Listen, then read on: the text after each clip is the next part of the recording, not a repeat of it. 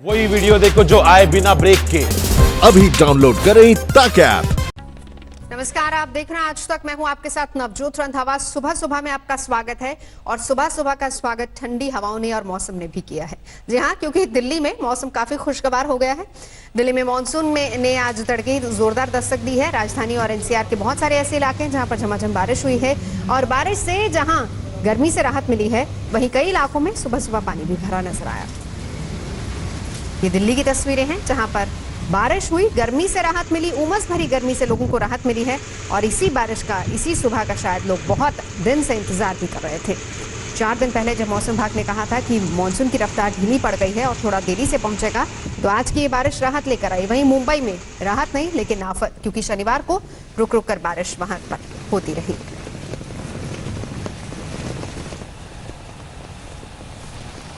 भारी बारिश के बाद जहां पर मौसम सुहाना हुआ है, वहीं दिल्ली में जगह जगह जलभराव भी हुआ है। टॉलस्टॉय मार्ग पर आप साफ तौर पर देखिए कि किस तरह से सड़क का एक हिस्सा है वो पूरी तरह से तालाब बन चुका है और जहां भी जो भी गाड़ियां जाती हैं वो इसी तरह जब भी जाती हैं तो लहरें उठ जाती हैं। मौसम सुहाना तो ज़रूर हुआ है, लेकिन दिल्ली के कई ऐसे इलाके हैं जहां पर इस तरह के वाटर लॉगिंग की समस्या आपको देखने को मिलेगी। ये तो महज एक वानगी भर है और ये साफ दिखाता है कि सिविक एजेंसियों की तैयारी कितनी है। आपको बता दें कि जब भी बारिश होती है, दिल्ली ट्रैफिक पुलिस को सिविक एजेंसियां लगातार पत्र लिखती हैं कि वो बताएं कि कहां कहां पर जल भराव होता है। ट्रैफिक पुलिस हर बार ये सारी लिस्ट उनको सौंप भी देती है। बावजूद इसके बारिश के बाद सड़क की क्या हाल है, ये आप तस्वीरों में देखकर ही अंदाजा लगा सकते हैं। लेकिन सबसे खास बात यही है कि अलग अलग इलाकों में भारी बारिश की वजह से सबसे ज्यादा गर्मी से राहत मिली है। कैमरामैन नासिर खान के साथ राम किंकर सिंह, टॉलस्टॉय मार्ग, आज तक। और शायद इसी बारिश का इंतजार भी था। राहत जरूर मिली है, लेकिन बहुत सारे ऐसे इलाके, जैसे राम किंकर भी बता रहे थे कि जल जमाव की खबरें आ रही हैं सामने। राम किंकर हमारे साथ इस वक्त जुड़े हुए। राम किंकर, हालांकि आज रविवार का दिन है, बहुत ज्यादा ट्रैफिक नहीं होगा सड़कों पर और ऐसे में ये जो बारिश है, भले ही जल जमाव की तस्वीरें आपने दिखाई, तो इसको राहत माना जाए कि आफत दिल्ली वालों के लिए? देखिए, जिस तरह से सिविक एजेंसियों ने दावा किया था कि मानसून से पहले उन्होंने सारी तैयारी कर ली है, ऐसे में दिखता नहीं है, क्योंकि जगह जगह जो निचले इलाके हैं वहां पर जल भराव की वजह से समस्या तो होगी ही। हालांकि रविवार का दिन है, ट्रैफिक भी कम ही होगा, लेकिन इन सब के बीच जैसे 3 दिन पहले हमने देखा था कि शुक्रवार को 40 से ज़्यादा टेम्परेचर था। ऐसे में लोग उम्मीद कर रहे थे कि बारिश हो और मौसम विभाग ने भी पूर्वानुमान यही जताया था और यही हुआ भी कि रात के 2:30 बजे बहुत तेज़ बिजली चमकने लगी और उसके बाद से तकरीबन 40 किलोमीटर प्रति घंटा की रफ्तार से तेज़ हवाएं चलीं और भारी बारिश हुई है। और अभी तक का जो अपडेट आया वो यही है कि 33.5 मिलीमीटर जो बारिश है वो सफदरजंग इलाके में रिकॉर्ड की गई है और अलग अलग इलाकों में कुछ यही हाल है। इस वक्त जो तस्वीरें हैं वो आप देख सकते हैं किस तरह से ट्रैफिक का यहाँ पर चलना भी शुरू हो गया है। और मौसम विभाग ने यह भी कहा है कि जिस तरह से जो मानसून है वो लगातार अलग अलग इलाकों में है, यही वजह है कि जो एनसीआर के तमाम शहर हैं उनमें भी भारी बारिश की संभावना है। और जैसा मौसम आज हम देख रहे हैं यानी रविवार को, वैसा ही मौसम अगले 1 हफ्ते तक रहेगा। लेकिन ये भी साफ तौर पर कहा गया है कि अगर बारिश बंद हुई और बिल्कुल, राम किंकर हमारे सहयोगी जानकारी इस मामले में दे रहे थे। तो मौसम विभाग यही कह रहा है कि अभी आने वाले कुछ और दिनों तक दिल्ली वालों के लिए कुछ इसी तरह का मौसम बना रह सकता है। तो आज इस मौसम को रविवार के दिन आप एंजॉय कर सकते हैं। फिलहाल खबरों को हम आगे बढ़ाएंगे। बिहार और उत्तर प्रदेश में कई जगहों पर लगातार तीसरे दिन बिजली गिरने से की घटनाएं सामने आई हैं। दोनों प्रदेशों में करीब 2 दर्जन लोग काल के गाल में समा गए, जबकि कई लोग बुरी तरह से झुलस भी गए हैं। सिर्फ 10 दिनों के अंदर बिहार और उत्तर प्रदेश में चौथी बार आसमान से मौत बरस गई। कुदरत का ऐसा खौफनाक चेहरा पहले न कभी देखा न सुना। बारिश के बीच खेतों में काम करते किसानों को जरा भी अंदेशा नहीं था कि मानसून के मौसम में आए दिन आसमान में लपकने वाली बिजली पल भर में उन्हें राख बना डालेगी। लेकिन शनिवार को फिर से वही हुआ। बिहार और पूर्वी उत्तर प्रदेश में कम से कम 5 जगहों पर मूसलाधार बारिश के दौरान गिरी बिजली ने करीब 2 दर्जन जिंदगियां खाक कर दी। बिहार में छपरा, कैमूर और आरा जिलों में खेतों में काम कर रहे मजदूरों पर गाज गिरी, तो उत्तर प्रदेश में प्रयागराज और इससे सटे कौशाम्बी के किसान मजदूर कुदरत के कहर का शिकार बन गए। जितने लोग मारे गए उससे दोगुने लोग बिजली की चपेट में आकर बुरी तरह झुलस गए हैं। इन्हें अस्पतालों में भर्ती कराया गया है। अभी तक जो सूचना है, कैमूर जिले में 3 व्यक्तियों की मृत्यु हुई है। एक कैमूर, एक कुदरा थाना में, एक बेलाव थाना में, एक सोलन थाना में। हालांकि पहले से अलर्ट पर था प्रशासन, सभी को घर में रहने का निर्देश दिया गया था, इसीलिए कैजुअलिटी कुछ कम हुई। बहुत सारे लोग सुरक्षा उपाय किए गए थे। बिजली की चपेट में आने से बिहार में शनिवार को 18 मौतें हुई। इसमें से आरा में सबसे ज्यादा 7 लोगों की मौत हुई, छपरा में 5 और कैमूर में 3 लोगों की मौत हुई, जबकि उत्तर प्रदेश में 8 लोगों की मौत हुई। इसमें से 6 मौत अकेले प्रयागराज में हुई, जबकि 2 लोग कौशाम्बी में मारे गए। हाँ, 5 बजे करीब एक महिला और एक पुरुष पर आकाशीय बिजली का हुआ है, जिसमें जो है एक व्यक्ति की देहांत हुई है। एक जो है व्यक्ति जो है अस्पताल में भर्ती, महिला जो थी वो घायल है, उनको जिला अस्पताल में भेजा गया है, रेफर किया गया है। अच्छा, दैवीय आपदा के तहत उनके? हाँ, बिल्कुल सहायता है, दैवीय आपदा के अंतर्गत सहायता दी जाएगी। इधर पटना और उससे सटे दानापुर में भी शनिवार रात बिजली की कड़क के साथ जोरदार बारिश होती रही। बिहार के बाकी हिस्सों की खबरें सुनकर यहाँ के लोग भी मौसम के इस रूप को देखकर सहमे रहे। शनिवार से पहले शुक्रवार को भी बिहार के कई जिलों में बिजली गिरने की घटनाएं हुई थी। शुक्रवार को 8 लोगों की मौत हुई थी। इससे पहले गुरुवार को 26 लोगों की मौत हुई थी, जबकि जून के आखिरी हफ्ते में 90 से ज्यादा लोग आकाशीय बिजली का शिकार बने थे। आरा से सोनू सिंह और प्रयागराज से पंकज श्रीवास्तव के साथ आज तक ब्यूरो। कानपुर कांड का मुख्य आरोपी गैंगस्टर विकास दुबे अभी भी पुलिस की गिरफ्त से बाहर है। अभी तक उसका कोई भी सुराग नहीं मिल पाया है, लेकिन अपने 8 साथियों की शहादत से बौखलाई कानपुर पुलिस विकास के ठिकाने पर टूट पड़ी और सालों साल से खड़े अपराध के साम्राज्य को एक झटके में मटियामेट कर डाला। लेकिन पुलिस वालों के इस नृशंस हत्याकांड में उंगलियां खुद पुलिस पर ही उठ रही हैं। जिस जेसीबी से विकास दुबे ने पुलिस वालों का रास्ता रोका था, उसी मशीन से उसके आपराधिक साम्राज्य का एक एक ईंट हिला दी गई। 8 पुलिस वालों की जान लेने वाला अपराधी अभी भी पुलिस की गिरफ्त से बाहर है। इस बात की खींच आज सुबह से ही शुरू हुई पुलिस की कार्रवाई चीख चीख कर बयान कर रही थी। आज विकास दुबे के किलेनुमा घर में पहुंची पुलिस वालों की फौज ठान कर ही आई थी कि नीचे से ऊपर तक सब कुछ मिट्टी में मिला देना। शुरुआत मकान से हुई। जेसीबी मशीन ने एक एक दीवार और छज्जे को उधेड़ कर रख दिया। इस दौरान नीचे खड़ी गाड़ियां किसी ने हटाने की जहमत नहीं उठाई। ईंट सीमेंट का क्विंटलों मलबा इन्हीं गाड़ियों पर गिरा। देखते ही देखते ये लग्जरी गाड़ियां कबाड़ में बदल गई। कुछ ट्रैक्टर जो मलबे की जद से बाहर रहे, उन्हें जेसीबी मशीन से उठा कर पटका गया। ये वो घर है जो एक टाइम यहाँ पर खौफ का प्रतीक माना जाता था, कोई उसके खिलाफ नहीं बोलता था और यहीं से वो अपने तमाम नेटवर्क का संचालन करता था। लेकिन खुद उसकी जेसीबी से, वो जेसीबी जिसको उसने रास्ते में खड़े करके पुलिस वालों को रोका था, उसी जेसीबी से सारी चीजें तोड़ दी गई हैं, जिससे कि उसको और उसके जैसे अपराधियों को साफ संदेश जाए कि अगर कोई इस तरह की करतूत करेगा तो उसको प्रशासन किसी भी तरीके से माफ नहीं करेगा। पुलिस विकास दुबे की सारी संपत्ति को सीज करने की तैयारी में है। उसके सारे बैंक अकाउंट भी सीज किए जाएंगे। चौबेपुर वाले इस मकान को तो मलबा बना ही दिया गया है। इससे पहले वारदात से जुड़े सारे सबूत घर से निकाल लिए गए, लेकिन सबसे बड़ा सबूत जो घर में लगे सीसीटीवी कैमरों की रिकॉर्डिंग है, वो विकास दुबे अपने साथ लेकर भाग गया है। इसके बावजूद एसटीएफ को अहम सुराग हाथ लगे हैं। सबसे बड़ा सुराग तो ये कि 8 पुलिस वालों की मौत का जिम्मेदार घर का भेदी ही है। विकास दुबे की कॉल डिटेल से ये पता चला है कि घटना से पहले उससे बात करने वालों में चौबेपुर थाने का दारोगा भी शामिल था। पूछताछ के बाद दारोगा विनय तिवारी को सस्पेंड कर दिया गया है। दारोगा के अलावा एक सिपाही और एक होमगार्ड भी उसके संपर्क में था। इन दोनों से भी एसटीएफ की पूछताछ जारी है।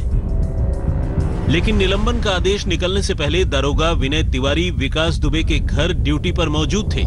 उन पर लग रहे आरोपों को लेकर जब आज तक संवाददाता शिवेंद्र श्रीवास्तव ने सच्चाई जाननी चाही, तो दारोगा के पास कोई जवाब नहीं था। गंभीर आरोप ये भी लग रहे हैं कि चौबेपुर थाने की पुलिस को भी पता था बहुत सारी चीजें। विनय तिवारी जी, जरा बताइए आप। एक सेकंड रुक जाइए सर रुक जाइए, भाई साहब रुक जाइए। विनय तिवारी जी, एक मिनट का वक्त दीजिए। मामले में सबसे बड़ा सुराग ये नंबर साबित हो सकता है। बदमाशों की गोली का शिकार बनने से ठीक पहले एक पुलिसकर्मी ने अपनी हथेली पर यह नंबर लिख लिया था। ये नंबर किसी गाड़ी के रजिस्ट्रेशन नंबर जैसा है। शक है कि मौत से पहले ये पुलिसकर्मी अपराधी विकास दुबे के घर पर खड़ी किसी खास गाड़ी को लेकर चौकन्ना था, जिसका नंबर उसने हथेली पर लिख लिया। एसटीएफ ने इस नंबर को भी जांच के दायरे में शामिल कर लिया है। अब इंतजार है सारी कड़ियां जोड़ने और शक के दायरे में आए लोगों से सच उगलवाने का। कानपुर से शिवेंद्र श्रीवास्तव के साथ आज तक ब्यूरो। कानपुर की दुर्दांत अपराधी विकास दुबे की तलाश में पुलिस की 20 टीमें लगातार छापामारी कर रही हैं। नेपाल में भी उसकी तलाश शुरू हो गई है। पुलिस ने ऐसा जाल बिछाया है कि 8 जांबाज पुलिस वालों का कातिल विकास दुबे अब ज्यादा दिन छिप नहीं पाएगा। कहां छुपा है गैंगस्टर विकास दुबे? कब तक भागेगा गुनाहों का सरदार? अब होगा विकास दुबे का पूरा हिसाब। गुनाहों की माला जपने वाला गैंगस्टर विकास दुबे अब दुम दबाकर भागता फिर रहा है। दूसरों की जान से खेलने वाला 50,000 का इनामी अपराधी अब जान बचाने के लिए छुपता फिर रहा है। लेकिन यूपी पुलिस गुनाहों के इस सरदार का फन कुचलने का पूरा प्लान बना चुकी है। कानपुर और उसके आसपास 60 से ज्यादा जघन्य अपराधों का खूनी इतिहास लिखने वाला ये शातिर अपराधी अब ज्यादा वक्त तक भाग नहीं पाएगा। यूपी में पुलिस की 20 टीमें उसके तमाम ठिकानों पर छापेमारी कर रही हैं। क्या नेपाल भाग गया गैंगस्टर विकास दुबे? विकास दुबे के करीबी 20 लोगों को हिरासत में लेकर कड़ी पूछताछ की जा रही है। ये वो लोग हैं जिन्होंने वारदात के 24 घंटे के दरमियान विकास दुबे के मोबाइल फोन पर बात की थी। एक संभावना ये भी लगाई जा रही है कि विकास दुबे कहीं नेपाल तो नहीं भाग गया। यूपी पुलिस ने नेपाल बॉर्डर पर अलर्ट जारी कर दिया है। गैंगस्टर विकास दुबे के पोस्टर भी चिपका दिए गए हैं। जनपद की सीमाएं पूरी तरह से सील कर दी गई हैं और विशेष तौर पे हमारा जो नेपाल बॉर्डर है वहाँ हमने एक सीओ को भेजा हुआ है और सबको जो फोटोग्राफ सोशल मीडिया में आ चुके हैं सब सर्कुलेट कर दिए गए हैं और सघन चेकिंग अभियान चलाया जा रहा है। खून खराबे में शामिल विकास दुबे का साथ अब उसकी मां ने भी छोड़ दिया है। बेटे के कारनामों से दुखी मां ने कहा कि ऐसी औलाद का एनकाउंटर कर दिया जाए। जहाँ का हुआ है उन्हें अच्छाई चाहिए तो उन्हें हाजिर हो जाओ चाहिए खुदा है नहीं तो पुलिस का ढूंढ नहीं सकते हैं। जितनी जल्दी दुनिया बाहर सो रही हुई है रात की बात रहा है। मतलब आप चाहती हैं कि पुलिस के सामने वो हाजिर हो जाएं? हाँ सामने आ जाएं तो पुलिस खुद ही अपन देखिए करिए जो करिए हैं। और अगर भागते रहे तो फिर क्या करना चाहिए पुलिस को? क्योंकि बेचारे बहुत मासूम लोग थे जिनकी जान चली गई। अब जब धोखे में भगी हो तो काउंटर करिए पुलिस। हम तो कहती पकड़ लो तब काउंटर कर दो। कैसे उसने बहुत बुरा किया है। वहीं कानपुर कांड में शहीदों को नम आंखों से विदाई दी गई। कानपुर कांड के शहीदों को आखिरी विदाई देने के लिए बड़ी संख्या में पुलिस अफसर, नेता और जनता पहुंची। सीओ देवेंद्र मिश्रा को कानपुर के भैरव घाट में, एसआई नेबूलाल को भदोही के गंगा घाट पर अंतिम संस्कार किया गया। वहीं सिपाही सुल्तान सिंह का झांसी के मौरानीपुर में, जबकि सिपाही बबलू कुमार का आगरा में और सिपाही राहुल का औरैया में अंतिम संस्कार किया गया। अपने वीर सपूतों को आखिरी विदाई देते वक्त घरवालों ने कहा कि ऐसे दुर्दांत गैंगस्टर का हिसाब पूरा और जल्द हो तभी उन्हें इंसाफ मिलेगा। हम चाहते हैं जो बातें कि हमारा जैसे लाल चला गया वैसे वो लाल चला जाए। मैं यही चाहता हूँ। हमारा जो मृत्युकाल किया उसका मृत्युकाल करिए सर, मैं सीधा जानता हूँ। गैंगस्टर विकास दुबे की उल्टी गिनती शुरू हो गई है। अब गुनाहों के हिसाब का वक्त करीब आ गया है। रंजय सिंह के साथ शिवेंद्र श्रीवास्तव, कानपुर, आज तक। और अब बात कर लेते हैं देश भर में मानसून की बारिश की। दिल्ली में मानसून ने आज तड़के जोरदार दस्तक दी है। राजधानी और एनसीआर के कई इलाकों में झमाझम बारिश हुई है। बारिश से जहां गर्मी से राहत मिली है, वहीं कई इलाकों में सुबह सुबह पानी भर गया। उधर मुंबई की बात कर लेते हैं, जहां पर शनिवार को रुक रुक कर बारिश हो रही है और देर रात को हालांकि बारिश थोड़ी रुकी है, लेकिन सुबह तड़के तक कई इलाके पानी से भरे नजर आए।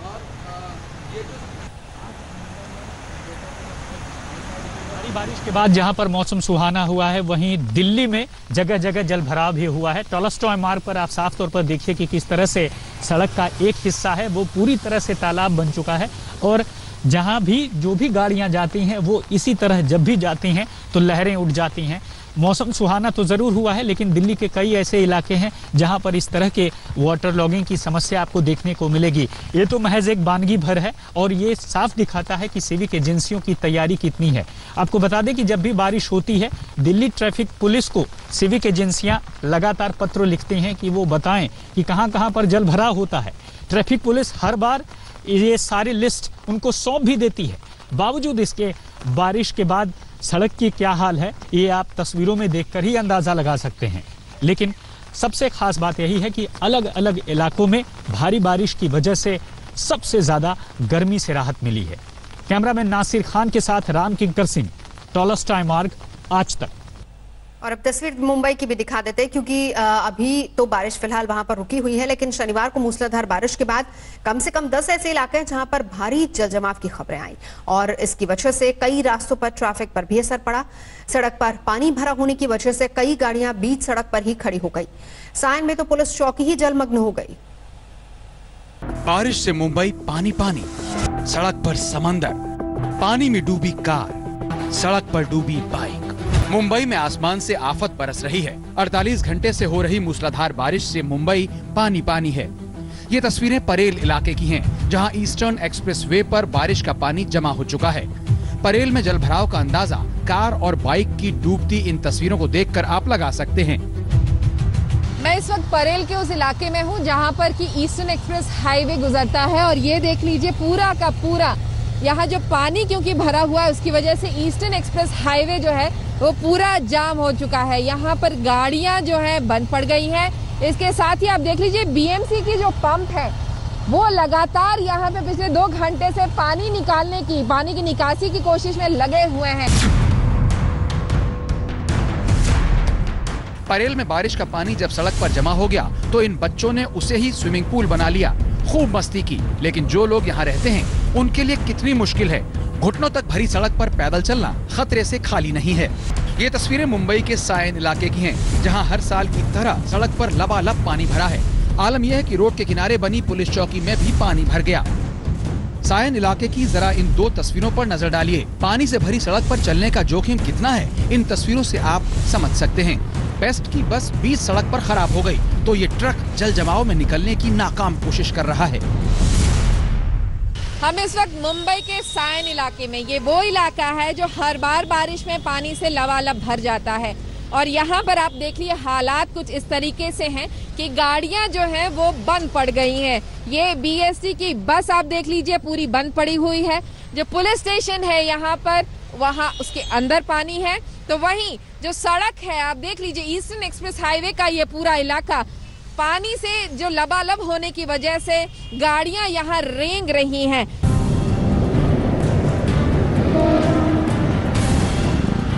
शनिवार को मुंबई में करीब 82 मिलीमीटर बारिश दर्ज की गई।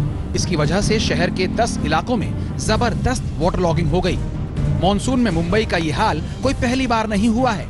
हर साल आलम यही होता है। लो लाइन इलाकों में बारिश का पानी इस कदर जमा हो जाता है कि मानो सड़क पर दरिया बह रहा हो। बीएमसी के तमाम दावे मॉनसून की बारिश में धुल जाते हैं और मुसीबत यहाँ के लोगों को झेलनी पड़ती है।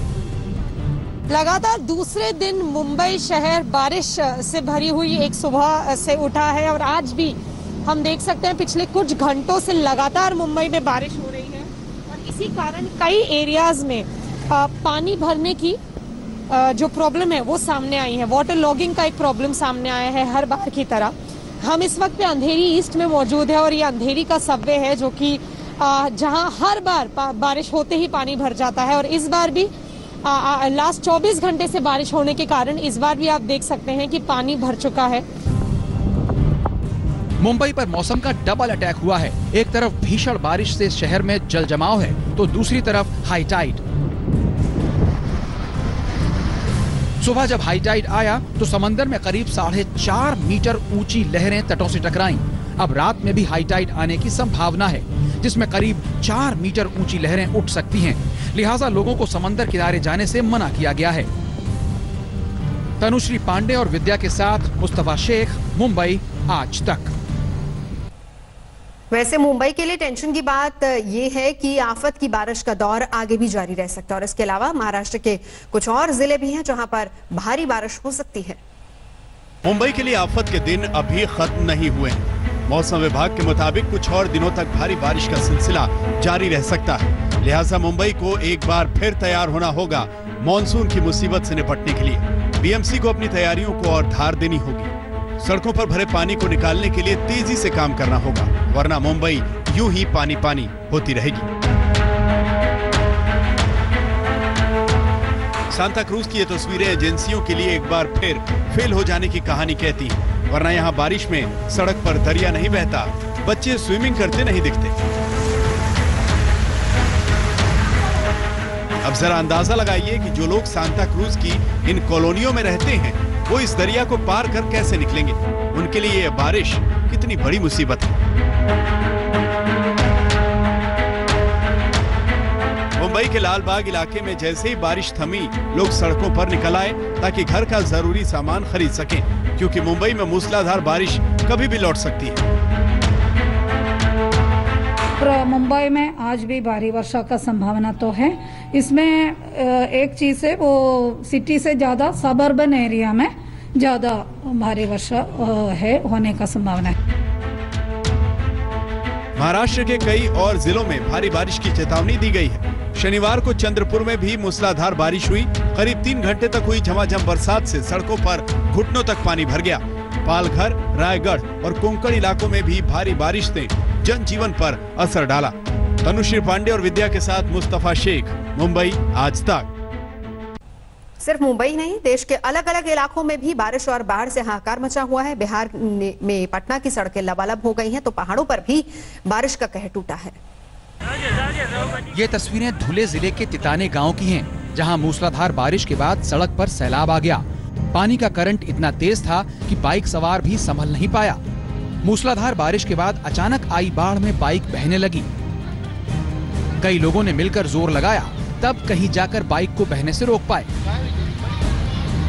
पटना में भी मॉनसून की मूसलाधार बारिश ने क्या आम क्या खास सबको पानी पानी कर रखा है। सड़कों पर पानी भरे होने की वजह से लोगों को खासी दिक्कत झेलनी पड़ रही है। पटना में पिछले 2 घंटे से लगातार मूसलाधार बारिश हो रही है, जिसके बाद आप हालात देखिए किस तरीके से कई इलाकों में जल जमाव की स्थिति पैदा हो गई है।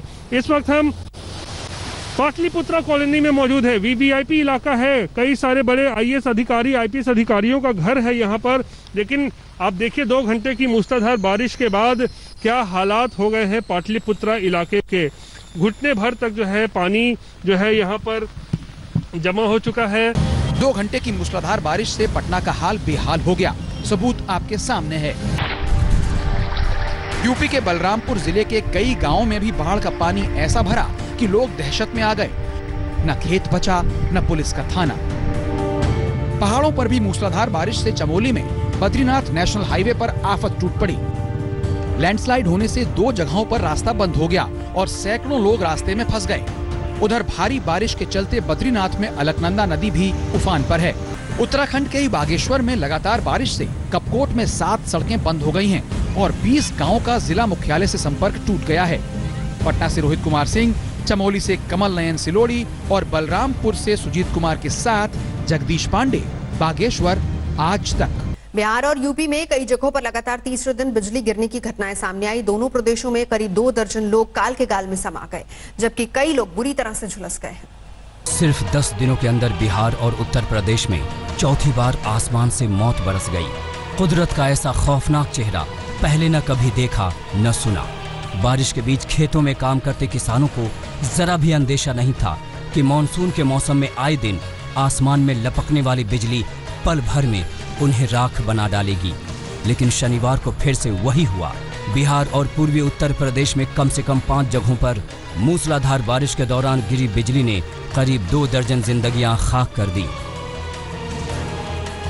बिहार में छपरा, कैमूर और आरा जिलों में खेतों में काम कर रहे मजदूरों पर गाज गिरी, तो उत्तर प्रदेश में प्रयागराज और इससे सटे कौशाम्बी के किसान मजदूर कुदरत के कहर का शिकार बन गए। जितने लोग मारे गए उससे दोगुने लोग बिजली की चपेट में आकर बुरी तरह झुलस गए हैं। इन्हें अस्पतालों में भर्ती कराया गया है। अभी तक जो सूचना है कैमूर जिले में 3 व्यक्तियों की मृत्यु हुई है। एक कैमूर एक कुदरा थाना में, एक बिलाव थाना में, एक सोलन थाना में। हालांकि पहले से अलर्ट पर था प्रशासन, सभी को घर में रहने का निर्देश दिया गया था, इसलिए कैजुअलिटी कुछ कम हुई। बहुत सारे लोग सुरक्षा उपाय किए गए थे। बिजली की चपेट में आने से बिहार में शनिवार को 18 मौतें हुई। इसमें से आरा में सबसे ज्यादा 7 लोगों की मौत हुई, छपरा में 5 और कैमूर में 3 लोगों की मौत हुई, जबकि उत्तर प्रदेश में 8 लोगों की मौत हुई। इसमें से 6 मौत अकेले प्रयागराज में हुई, जबकि 2 लोग कौशाम्बी में मारे गए। तो हाँ 5 बजे करीब एक महिला और एक पुरुष पर आकाशीय बिजली का हुआ है, जिसमें जो है एक व्यक्ति की देहांत हुई है। एक जो है व्यक्ति जो है अस्पताल में भर्ती, महिला जो थी वो घायल है, उनको जिला अस्पताल में भेजा गया है, रेफर किया गया है। अच्छा, दैवीय आपदा के तहत उनके हाँ बिल्कुल सहायता है, दैवीय आपदा के अंतर्गत सहायता दी जाएगी। इधर पटना और उससे सटे दानापुर में भी शनिवार रात बिजली की कड़क के साथ जोरदार बारिश होती रही। बिहार के बाकी हिस्सों की खबरें सुनकर यहाँ के लोग भी मौसम के इस रूप को देखकर सहमे रहे। शनिवार से पहले शुक्रवार को भी बिहार के कई जिलों में बिजली गिरने की घटनाएं हुई थी। शुक्रवार को 8 लोगों की मौत हुई थी। इससे पहले गुरुवार को 26 लोगों की मौत हुई थी, जबकि जून के आखिरी हफ्ते में 90 से ज्यादा लोग आकाशीय बिजली का शिकार बने थे। आरा से सोनू सिंह और प्रयागराज से पंकज श्रीवास्तव के साथ आज तक ब्यूरो। नमस्कार, मैं हूं अंजना ओम कश्यप। हमें उम्मीद है ये वीडियो आपको पसंद आया होगा। लेटेस्ट खबरों के लिए यूं ही देखते रहिए आज तक, और इस वीडियो के पसंद आने पर लाइक, शेयर एंड सब्सक्राइब करना ना भूलें।